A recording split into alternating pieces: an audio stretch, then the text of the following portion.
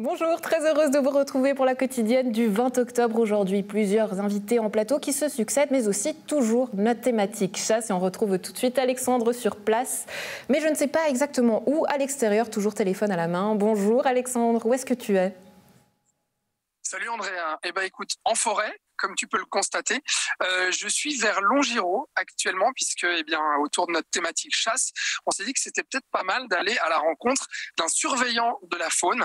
Donc je vais à la rencontre de Patrick Delory tout à l'heure. Donc à tout de suite. N'hésite pas, si tu vois quelques animaux autour de toi, j'espère que tu m'appelles à ce moment-là. Alors je guette Andrea, mais je crois que c'est pas vraiment l'heure pour les animaux, très honnêtement, c'est plutôt la nuit. Ouais, mais les bois de Katsu, Alexandre, il n'y a pas d'heure pour ça. Je te l'apprendrai plus tard, ou peut-être que justement le surveillant de la faune t'en dira quelque chose. Sur notre plateau, deux invités, Julie Hannen, Chloé Démétriades, bonjour. Bonjour. Merci beaucoup d'être avec nous. Vous êtes tous deux lauréates des prix artistiques de la région et de la ville de Nyon, chacune pour votre parcours. Chloé, vous représentez aujourd'hui l'association Et. Qu'est-ce qu'il représente pour vous, ce prix ? Nous, on s'est dit que ça tombait à un moment où la reconnaissance faisait du bien, à une étape un peu cruciale après 3 ans et demi. Et puis, financièrement, c'est un gros soutien parce que c'est toujours quelque chose qui est assez complexe à subventionner, un espace culturel. Et du coup, ça tombe à pic. Ouais, Julie Hannen, pour vous, qu'est-ce qu'il représente, ce prix ? Oui, je pense un peu la même chose. C'est une belle reconnaissance après quelques années de travail acharné. C'est aussi une belle visibilité, puis ça fait quand même du bien par où ça passe. Alors ça passe par le porte-monnaie, par le cœur aussi, parce que c'est vrai que c'est aussi votre histoire, l'histoire de votre parcours, de votre passion. J'aimerais y revenir un petit peu. C'est vrai qu'on a l'habitude de vous voir dans la région, surtout grâce au Carabouquin, aussi sur scène, puisque vous créez plusieurs pièces. Votre patte à vous, c'est de créer finalement, de sortir du réel pour en faire quelque chose sur scène. On parle là de théâtre engagé, un mot qui devrait vous plaire, Chloé Démétriades. Mais pourquoi ? Pourquoi je fais du théâtre engagé ? Alors déjà, je ne sais pas si le théâtre désengagé existe. Après, je parle du réel parce que c'est ce qui me touche. Voilà, je pense que le théâtre, c'est le lieu peut-être de communication ou de, parfois on dit transcendance du réel, l'occasion de pouvoir échanger entre citoyens sur l'avenir de nos collectivités. Donc je pense que le théâtre a une utilité. Pour autant, je ne pense pas que le théâtre soit salvateur et particulièrement... J'attends pas de lui qu'il sauve le monde, loin s'en faut. Donc voilà, donc je parle du réel pour le réel parce que c'est un théâtre qui me convient, qui me raconte bien, et puis aussi parce que j'ai commencé comme ça, j'ai fait une école de cinéma et de théâtre du réel, et on ne se refait pas. Ouais, Chloé Démétriades, des mots qui résonnent avec l'association Et. C'est vrai qu'on voit que c'est un espace qui vit, qui est engagé. Qu'est-ce que ça vous fait d'entendre ça, que finalement les artistes ont encore cette réelle vocation engagée ? Je pense que ça dépend. En fait, il n'y a pas tout qui est engagé. La question, c'est à un moment donné, c'est vrai que peut-être dans une société dans laquelle c'est encore difficile peut-être de maintenir quelque chose qui n'est pas censé être utile, consommable, etc. Je pense que ça, déjà, c'est un sacré engagement, puis des fois une certaine résistance en fait à ne pas se faire engloutir par le reste. Et après, je pense, de par les artistes qu'on invite à l'espace Et, c'est sûr que ces personnes ont des préoccupations en fait, qui sont souvent en résistance avec un univers, la société dans laquelle on est, qui est assez normée. Et du coup, par ce biais-là, c'est leur propre engagement. Après, ça peut être sur des sujets divers et variés. Et puis, nous, ça nous tenait à cœur qu'il y ait un endroit qui soit disponible et pour soutenir leur travail. Donc, voilà. Ouais, alors, et c'est plus de 63 projets, plus de 130 événements publics, plus de 400 artistes et intervenants depuis 3 ans. On regarde quelques images.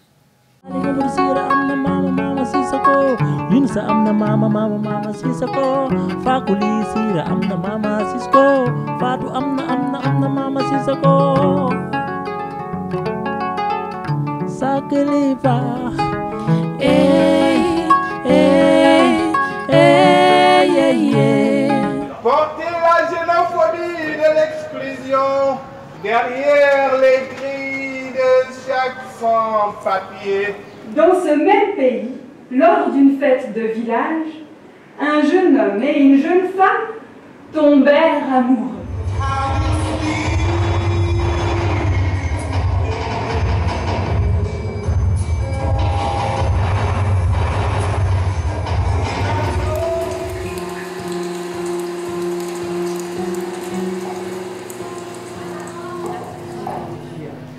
Adine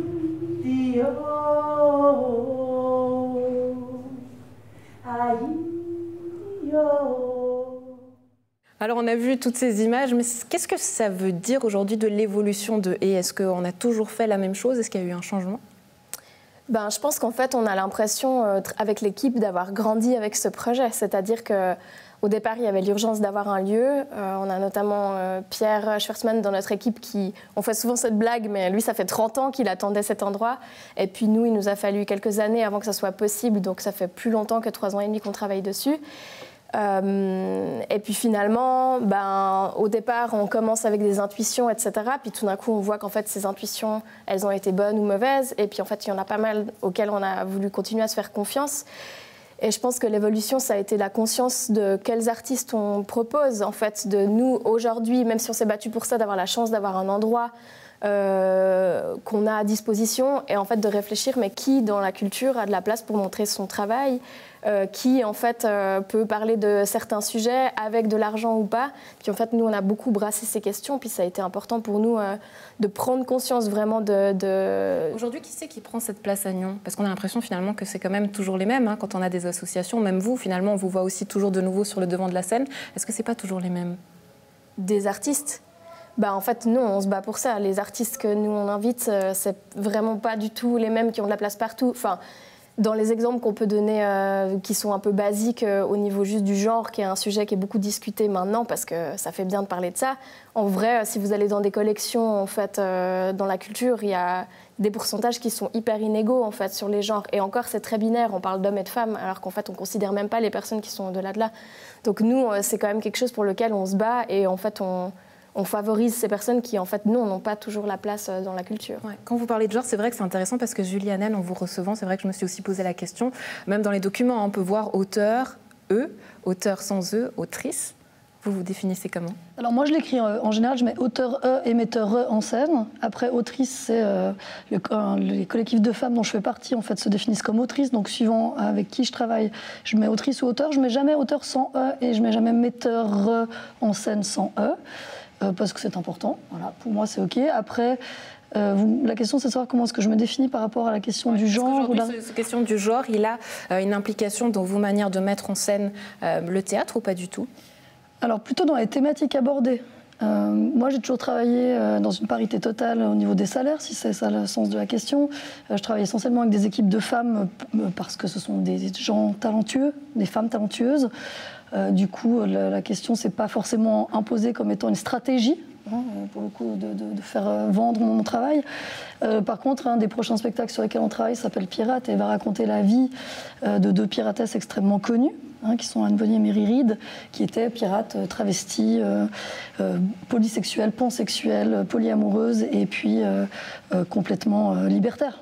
Ouais. Alors j'aimerais revenir un petit peu en arrière dans le temps, avec une pièce que vous avez créée, Chèvre, Seguin, Loup. On regarde quelques images et on en revient tout de suite après. Qu'est-ce que tu sens? La montagne. J'aime cette odeur. Ça sent l'herbe. Et aussi... Je trouve pas. La prairie. Les petites fleurs. Les insectes qui bourdonnent. Les sous-bois.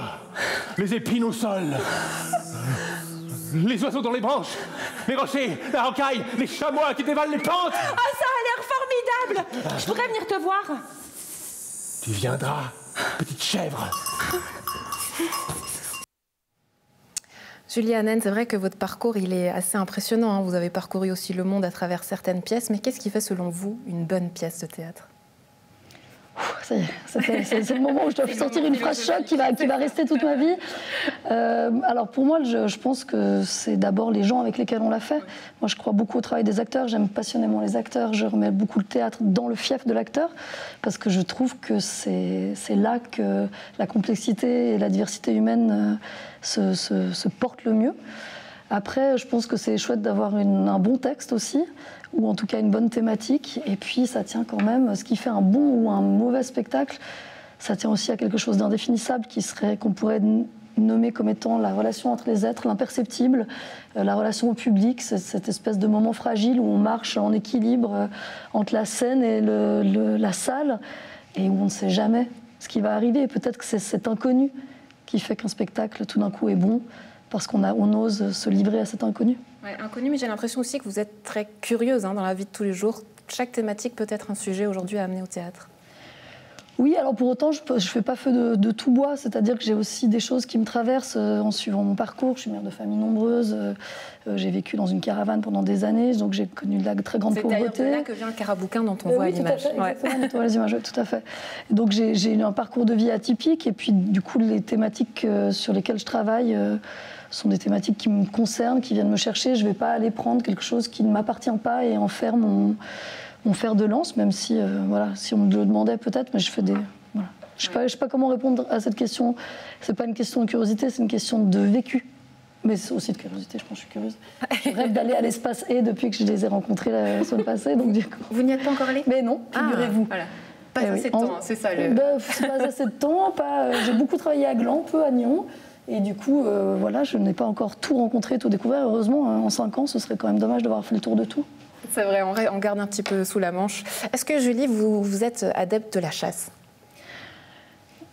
C'est-à-dire, vous pouvez préciser dans quel sens? Est-ce que je chasse? Est-ce que je consomme? Un chasseur chasser son chien, moi j'arrive jamais à le faire. Ben ça, j'imagine que ça fait partie de votre quotidien. Mais est-ce que vous chassez? Est-ce que vous mangez de la chasse? Est-ce que honnêtement, non. Pas du tout. Honnêtement, je ne chasse pas. Je viens d'un petit village enfance où les chasseurs ressemblaient à s'y méprendre à ceux des sketchs des Inconnus. Donc je n'ai pas eu forcément une très bonne relation avec mes pères chasseurs. Voilà. Après, je peux tout à fait entendre qu'il y a une nécessité de contrôler les troupeaux. Voilà. Mais je ne chasse pas. Je pense que ce serait extrêmement dangereux. Vu comme je joue au tennis, ce serait très très très risqué de mettre une arme entre les mains. Et puis je consomme pas de chasse parce que j'ai pas trop les moyens d'aller au restaurant en fait. Donc comme je ne chasse pas, je n'ai pas de sanglier à la maison, ou de chevreuil ou je ne sais quoi. Du coup, voilà. Pas aussi. Ouais. Alors, je vous propose qu'on regarde Alexandre, qu'on retrouve Alexandre et savoir si si c'est ambiance inconnue, j'espère pas, mais ambiance nature, animaux ou pas derrière toi, Alexandre? Ambiance nature. Alors oui, animaux, mais animaux chiens. Voilà Lola, je vous la présente. Qui est donc la chaîne de Patrick Delery. Bonjour Patrick. Bonjour, ça va? Oui, ça va bien, merci. Alors Patrick, vous êtes surveillant de la faune. On est à Longiro ici parce que c'est d'ici que vous venez. Puis vous êtes surveillant de la faune pour la vallée de Joux et puis de Arzier à Bière. Donc toute cette région-là ici dans le Jura. Concrètement, qu'est-ce que c'est un surveillant de la faune et qu'est-ce qu'il fait? Alors, sur la faune, déjà, on fait beaucoup de surveillance pour voir que tout se passe bien dans la nature et que personne cause des problèmes à la faune ou bien à la végétation aussi. Et puis ensuite, il y a la surveillance comme actuellement, c'est la chasse. Donc on va pour surveiller un peu, contrôler les chasseurs, que tout se passe bien, que tous les chasseurs, disons, respectent le plan de tir qu'ils doivent faire. Comme aujourd'hui, c'est la chasse du cerf. Eh bien, la chasse du cerf, ils ont un quota d'animaux à tirer et puis ils ne peuvent pas tirer n'importe quoi. Donc on doit contrôler s'ils ont tiré l'animal correspond bien à leur plan de tir. Et puis après, bien sûr, chaque fois qu'on contrôle les bêtes, on a des rapports à faire aussi d'animal qui a été tiré. Et puis, même pendant la chasse du cerf, par exemple, ou d'autres chasses, on a des interventions. Comme avant, là, je viens d'aller pour un renard qui était blessé dans un jardin. Donc, il y avait tout l'arrière-train qui était écrasé, accidenté, je pense, par une voiture. Il ne pouvait plus marcher. Et donc là, c'est vous qu'on appelle? Oui, on l'appelle, bien sûr. On va achever cet animal. Parce que là, il souffre énormément. Et puis voilà. Donc il y a cette surveillance-là pour les animaux sauvages ici dans le Jura. Contrôler la chasse, qu'est-ce que ça veut dire? Parce qu'on est en pleine période. Là, justement, vous me disiez aujourd'hui, ça tire le cerf. Votre rôle là-dedans, c'est quoi exactement? De voir aussi, à part les animaux qui doivent tirer, les gibiers, comme le cerf, et le sanglier, peuvent tirer le sanglier également aussi dans cette chasse. Et bien de voir qu'ils se comportent bien. Par exemple, le chasseur ne peut pas tirer en dessous de 100 mètres des habitations. Il ne peut pas avoir n'importe quelle carabine ou fusil. Il doit respecter aussi la circulation sur les chemins. Il ne peut pas prendre n'importe quel chemin. Il ne peut pas rouler dans les pâturages, par exemple. Donc, on contrôle aussi. Donc, grossièrement, c'est la police des forêts, si j'ose dire. Exactement, c'est la police. Notre métier, c'est aussi police de la faune. Hein. Donc, on contrôle les véhicules, on contrôle les gens comme des chasseurs. Qu'on sache un peu votre quotidien. À quoi il ressemble exactement? Alors, il y a du bureau. Il ne faut pas oublier qu'il y a quand même 25-30% de bureau. Donc là-dedans, ça comprend tout ce qui est la paperasserie, hein, en guillemets, autrement tout ce qui est formation. Aussi, on donne des cours aussi à des candidats chasseurs ou à d'autres personnes. On donne des conférences aussi. Et beaucoup de terrain. Le terrain, oui, en fait, ouais, 70-75% c'est le terrain, bien sûr. Comme j'ai dit, intervention et surveillance. Donc là, si le téléphone y sonne, qu'est-ce que ça veut dire et qu'est-ce que vous faites? Eh ben, je vais répondre, bien sûr, et puis je vais voir le problème qu'il y a. Et puis, je vais dire, soit j'interviens tout de suite, et en plus, si on ne peut pas intervenir parce qu'on est pris, on a chaque surveillant de la faune, donc on est 10 dans le canton de Vaud, eh bien, on a à peu près entre 6 à 10 surveillants de la faune auxiliaire. C'est des gens qui sont assermentés, comme nous. Ils peuvent faire des tâches pour nous dépanner, et ils sont très utiles pour nous parce qu'il y a une permanence aussi qui existe. Hein. Donc, souvent, on les appelle pour intervenir, parce qu'on ne peut pas être partout. Parce que le canton de Vaud est grand quand même. Alors, heureusement qu'on a ces personnes-là pour intervenir pour des interventions comme une bête blessée. Ouais, alors je vous propose, Patrick, qu'on continue à marcher ici en forêt ensemble à Longiro et qu'on continue à parler de votre métier juste après. Mais une petite dernière question. Là, si on veut voir des animaux maintenant, alors c'est une surprise pour personne, on enregistre entre midi et 2, on va le dire. Il y a des animaux à ce moment-là à voir? Actuellement, non. Peut-être un écureuil qu'on va peut-être voir passer. Autrement, si c'est un animal qui a été dérangé par des chiens ou bien par des promeneurs ou autres, donc il peut passer furtivement devant nous, mais à cette heure-là, non, c'est vraiment rare. C'est pas ici qu'on va voir un cerf? Ah non, non, comme j'ai dit, à moins qu'il soit dérangé. Merci Patrick, alors à tout de suite. Voilà Andrea, je te propose de revenir en plateau et puis on se retrouve tout à l'heure pour continuer à parler du métier de surveillant de la faune. Ouais, j'aimerais bien te voir un petit peu à l'action, Alexandre. Arrêtez de parler, toujours, hein. On ouvre à présent une page de sport avec toi, Priscilla Morand. Bonjour, merci beaucoup d'être avec nous. Alors, un rêve brisé, un rêve olympique brisé cet été. Tu étais à ça, d'aller au JO. À ce moment-là, qu'est-ce que tu t'es dit? C'est vrai que tu as eu beaucoup de mal aujourd'hui à revenir sur le sujet. C'était un sujet un peu sensible. Qu'est-ce qui a fait qu'aujourd'hui, tu oses enfin en parler? Alors c'est vrai qu'au début, tout s'est effondré. J'étais au fond du gouffre, c'était vraiment pas facile. Après, j'ai eu beaucoup de soutien de ma famille, de mes parents, mon frère, tous mes amis. Enfin, vraiment de tout mon club, enfin tout le monde, j'ai eu beaucoup de soutien. Et je me suis dit, je savais pas quoi penser, je voulais arrêter. Après, je me suis dit non, pour moi, c'est un échec. Et terminer ma carrière sur un échec, c'est pas possible. Donc j'ai pris du temps pendant les vacances, j'ai beaucoup réfléchi et je me suis dit, il faut que je continue en tout cas un petit moment, une année pour l'instant. Je préfère aller étape par étape, mais j'ai besoin de continuer et pas de terminer comme ça, parce que pour moi c'est un échec. Alors malheureusement c'est ton confrère de l'île Maurice qui t'est passé devant, on peut le dire comme ça. Oui. Est-ce que tu as suivi son parcours? Oui, malgré tout, j'ai suivi tous les jeux. Le judo, tous les jours, je me suis levée pendant la nuit. Puis j'ai aussi suivi mon compatriote parce que même s'il m'est passé devant, ça fait partie du sport, c'est la vie. J'ai rien contre lui, c'est les règles. Du coup, bien sûr, j'ai suivi, j'ai regardé et puis voilà. Pour revenir sur ton parcours, est-ce qu'il y a quelque chose qu'aujourd'hui tu regrettes, peut-être une manière de travailler, quelque chose que vous n'avez peut-être pas assez fait en profondeur? Je ne sais pas, est-ce que vous êtes revenu, vous avez pu analyser aussi ton parcours? Quel bilan toi tu en fais? Au niveau entraînement, je pense que j'ai donné le maximum. Après, bien sûr, on peut toujours faire plus. Après, où je peux... c'est des choses qui vont changer, c'est que j'ai été trop fixée sur Tokyo. C'était que Tokyo, il n'y avait que ça. Dès que j'allais à une compétition, j'étais contente parce que j'allais faire des points pour Tokyo. C'était même pas forcément être contente de la médaille ou des combats. Il n'y avait que ça. Je vivais, on va dire, manger, boire, dormir. C'était que Tokyo. Et je pense que ça m'a beaucoup, perturbée. Je pense que ça, c'était pas très bien. Et puis ça, c'est des choses, si je continue, on va dire, jusqu'à Paris, des choses que je vais changer. Ouais, alors Paris, tu disais très loin, 2024, tu veux surtout y aller année après année. Aujourd'hui, comment est-ce que tu abordes tes entraînements? Vous travaillez notamment sur le mental, sur les aspects physiques, ou sur quoi est-ce que vous travaillez? Alors là, je reviens de commencer le judo il y a 2 semaines parce que je me suis blessée à la cheville pendant cet été. Donc j'ai dû faire une longue pause du coup de 4 mois. Et là, je vais recommencer les entraînements, après, judo normal. Ensuite, au niveau physique, j'ai changé de structure parce que j'avais besoin de changement aussi. Je me suis dit qu'il fallait beaucoup de changements. Pas refaire les mêmes erreurs qu'avant. Du coup, j'ai changé de structure physique. Donc maintenant, je suis à Motion Lab, au Mont-sur-Lausanne. Donc ça, c'est aussi une nouvelle approche. Et en tout cas, pour l'instant, je me sens vraiment bien. Donc, enfin, c'est... Ouais. Prochains objectifs, où est-ce qu'on pourra te voir, notamment dans la région? Est-ce qu'on pourra te revoir sur les tatamis, ici, dans le coin, ou pas forcément? Alors oui, le 27 novembre, il y a les championnats suisses à Bienne. Donc ça, je compte les faire et espérer faire mon 9e titre suisse. Donc ça pour cette année. Et puis l'année prochaine, en tout cas pour la saison 2022, j'ai 2 gros objectifs qui me tiennent vraiment à cœur. Donc c'est les championnats d'Afrique en avril, où j'ai envie de faire ce titre de championne d'Afrique qui m'échappe à chaque fois. Et il y a aussi les Jeux du Commonwealth en août. Donc ça, c'est quelque chose de nouveau pour moi. Je n'ai jamais fait. Puis c'est vraiment important pour mon pays, l'île Maurice.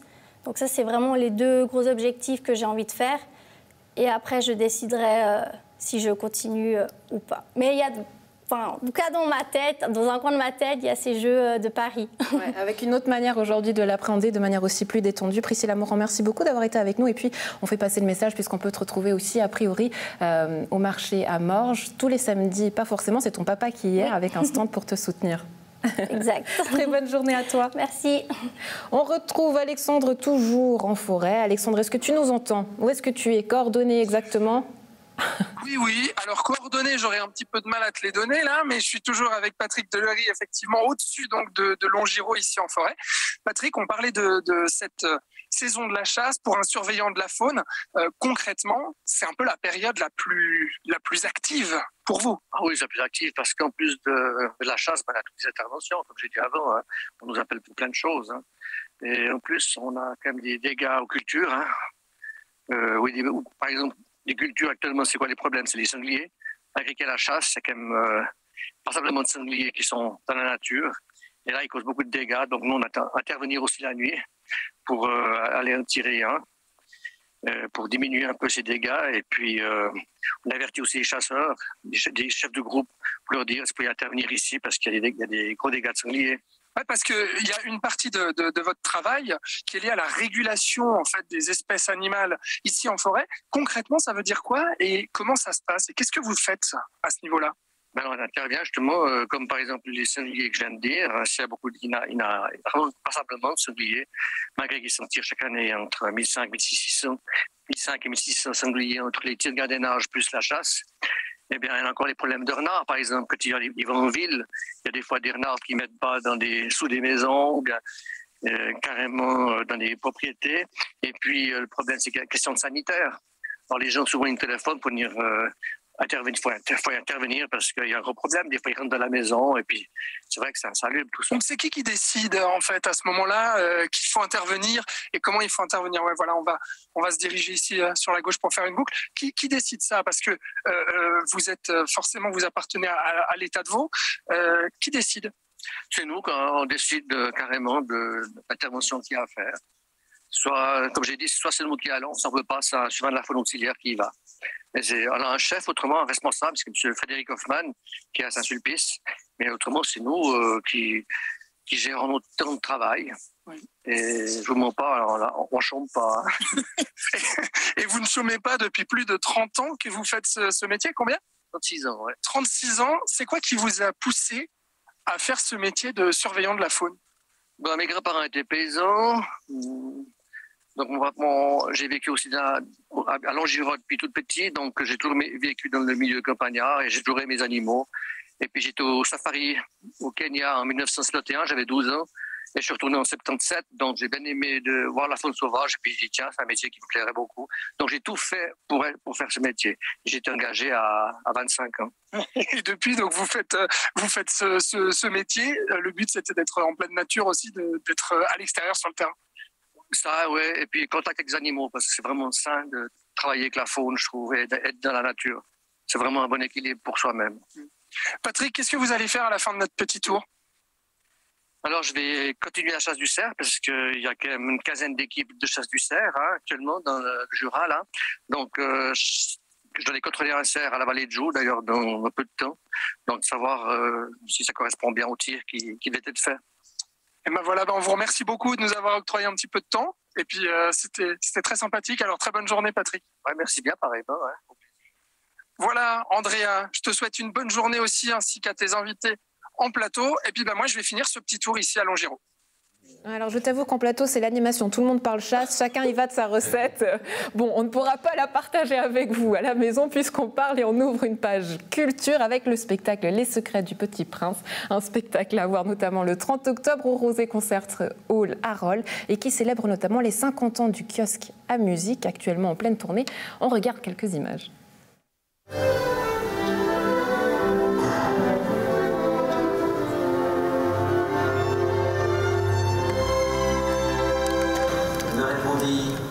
Dessine-moi un mouton. Alors, dessine. Mais non, celui-là est déjà très malade. Fais-en un autre. J'ai dessiné.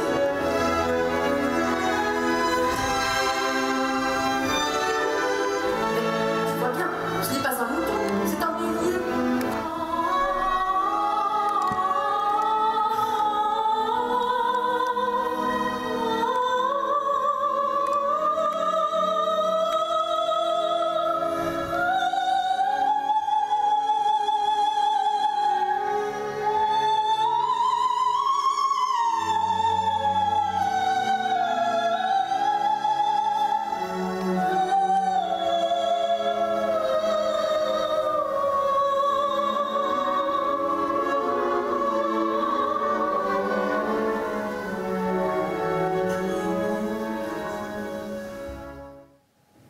Jean-Claude Bloch, bonjour. Vous êtes directeur de l'école de musique de Nyon. Vous venez aujourd'hui pour nous parler de ce projet. Alors, c'est deux projets finalement en un, Les Secrets du Petit Prince, mais aussi les 50 ans du kiosque à musique. Oui. Pourquoi avoir ressorti ce spectacle qui était déjà présenté au public en 2016 ? Parce que déjà, c'est un magnifique spectacle qui est très porteur, il est bien fait. Et bien, le dessinateur, là, Cédric, c'est magnifique ce qu'il fait. Et puis, comme Jean-Marc était acteur là-dedans, il est venu avec ce projet. Et puis, on cherchait un projet pour tourner dans tous les cantons de la Suisse romande. Et la cerise sous le gâteau, c'est qu'on a monté un orchestre exprès pour ce projet-là. Alors là, vous avez une version à cordes qui a été faite en 2016. Là, on a monté un orchestre un peu plus fun, formation big band, avec des conseillers musicaux de la RTS. C'est plus fun. Ouais, c'est vrai. C'est une section plus rythmique. Il y a des trompettes, trombones. C'est un peu plus percutant, je dirais. Ça bouge un peu plus, c'est ça. On est moins dans une formation classique. Est-ce qu'on peut dire ça ? Ça bouge aussi dans la musique classique. Ça peut bouger aussi magnifiquement bien. Mais là, je dirais qu'il y a un peu plus de puissance. Il y a une guitare basse, batterie, section. Et on a mis des accordéonistes parce qu'on a voulu que cet orchestre soit représentatif un petit peu de la musique populaire. Parce que le kiosque à musique, c'est les musiques populaires. Donc, on a voulu que ça soit représentatif. Donc, on a mis des accordéons, des vents, saxophones, trompettes, trombones, batterie. Ouais. Ce qui est intéressant à soulever pour nous aujourd'hui ici, c'est que plusieurs musiciens viennent de l'école de musique de Nyon. Oui. Alors, comme c'est moi qui ai dû monter l'orchestre, puis j'aime bien travailler avec les gens qui travaillent avec moi, j'ai engagé des gens qui travaillent dans mon école de musique aussi à Nyon. Ouais, qu'est-ce que ça veut dire de l'école ? Que non seulement après la formation, il y a une suite après pour ces musiciens ? Alors oui, on a beaucoup d'élèves qui vont, on espère, dans les fanfares de la région, parce qu'on est une école de musique qui formons pour ces formations-là. On a des jeunes qui font maintenant aussi des carrières et qui reviennent chez nous. On a, ces dernières années, je n'ai pas en tête le nombre, mais 5-6 professeurs qui ont fait des études à Berne, à l'étranger, à Lausanne, à Genève, à Zurich, puis qui sont revenus chez nous pour enseigner leur art. Ouais, plusieurs professeurs aussi de l'école participent au projet. Comment vous vous en servez, si je peux utiliser ce mot-là, pour après véhiculer aussi une certaine formation auprès des jeunes de l'école ?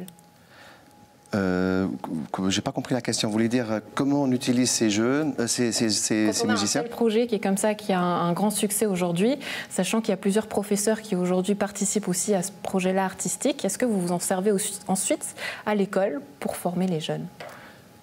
Alors, on ne l'utilise pas à l'école, mais le professeur véhicule son art et son métier, on parle avec ses élèves, et on en parle entre nous et les élèves. Je pense qu'un bon professeur doit aussi pouvoir s'exprimer artistiquement.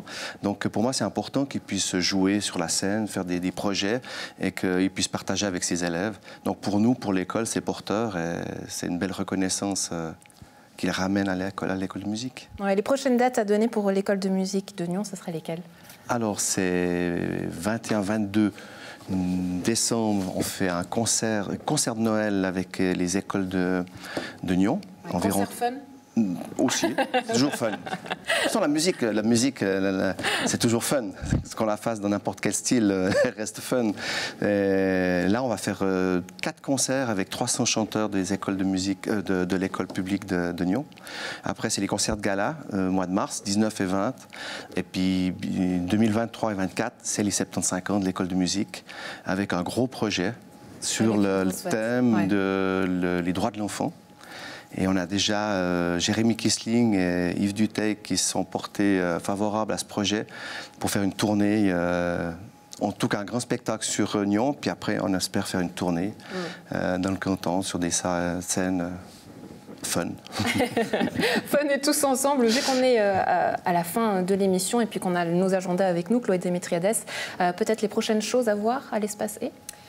Il y a un vernissage ce vendredi 22 octobre, c'est ça, pour 22. Voir le travail de Valentine Bossert, qui a travaillé en lien avec le musée romain et puis l'archéologie, etc. Donc je pense que ça vaut la peine. Il y a tout un programme et puis on attire déjà l'attention qu'au mois de décembre, on refait pour la 2e édition notre expo des amateuristes. Et du coup, ça va de nouveau être une grande expo ouverte à toutes et tous pour proposer des pièces comme on avait fait il y a 2 ans. Donc on se réjouit de ça. Le vernissage sera le 17 décembre et puis on va passer notre petit mot bientôt pour que les personnes puissent participer. Et s'inscrire. Vous voulez me dire quelque chose? Oui, je voulais juste rajouter une petite chose, si je peux me permettre. Le 30, donc il y a le spectacle du Petit Prince. Et le matin, il y a un kiosque à musique spécial le matin au concert hall, au Rosé Concert Hall. Et l'entrée est libre. Donc j'invite les gens à venir. Il y aura Diane Tell. Il y aura le Cam Orchestra, il y aura plein de belles artistes. On s'amuse, on pousse les pièces, les portes des théâtres, des spectacles, mais aussi des institutions culturelles. Julie Hanen, je vous laisse le dernier mot. Vous êtes actuellement aussi en préparation d'une prochaine pièce à voir au Théâtre de Grandchamp. Oui, alors ce sera Le Loup du Bois de Chêne qui parlera de... Parfait pour mathématiques chasse, Julie, vous voyez. Mais voilà, je savais bien que j'avais tout à faire ici. Non, là, ça passera par là plutôt de vieillir avec délicatesse et de comment est-ce qu'on reste en lien entre les générations. Et ce sera à voir au Théâtre de Grandchamp entre le 7 et le 10 avril 2022. Et puis pour le reste, la soupe au caillou est toujours en tournée. Voilà. Donc vous pouvez la voir, la revoir et la reboire. Et ce, encore pendant 2 saisons. À boire et à manger en culture, chers invités. Merci beaucoup d'avoir été avec nous. Très belle journée à vous, à la maison. Un plaisir toujours d'avoir été en votre compagnie. On se retrouve demain. Bonne suite de programme.